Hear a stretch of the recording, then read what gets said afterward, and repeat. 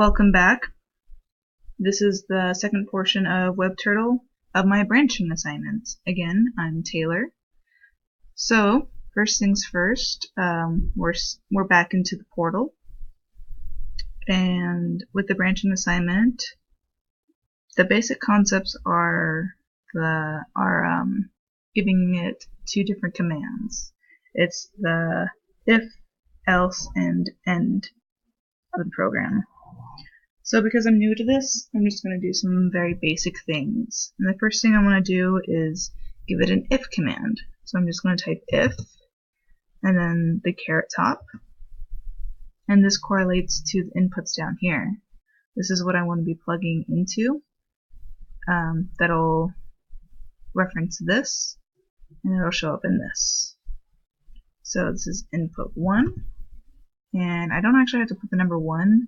It automatically assumes the first one, but if I was to go anything over 1, I would have to specify. So we'll do something simple. We'll say if the input is less than, with the less than sign, less than 10. I'm going to have some fun with this. I have an awesome dog, and we should tell him how awesome he is.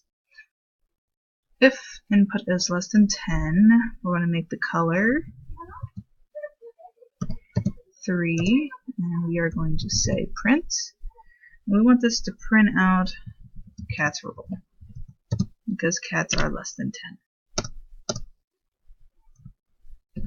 We will say else, so if I put anything greater than 10, this is what we'll show. We'll say color is going to be nice and vibrant. Say 8. Color is 8. Say print. Dogs roll. I love this. We'll never see this video, but till now. And to end this all, we will say and if, saying and if and else command. So let's try it.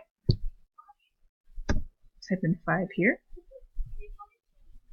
And bam! So on a scale from 1 to 10, cats are, less than 10. And if we say 11, dogs rule. Ta-da!